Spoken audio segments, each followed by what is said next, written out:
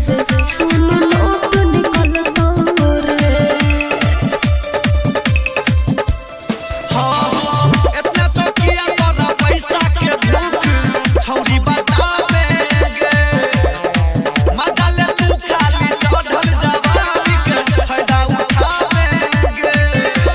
छोड़ दे हमर चक्कर नहीं करे ओकर पकड़ नहीं तो डाइक दे मुंह के लोले लोले हेरे लोले।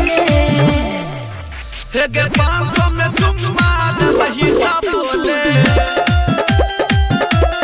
हे गे 500 में चुम्मा दे वही ता बोले।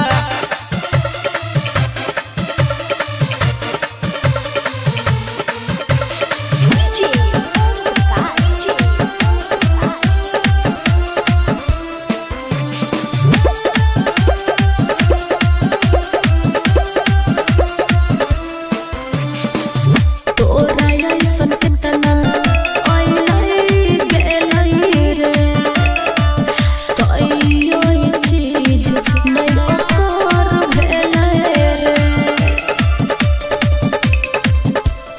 हे गे अनिस कलम के फेरा में जहिया पैर जलबी गे कहे छ तोरा लगेला मोट सुधर जलबी गे। बीच में न लसक सुन दूर जाके खस खावा आवे दही चल होन डोले डोले हेरे डोले। आगे 500 में चुम्मा दे वही ता बोले।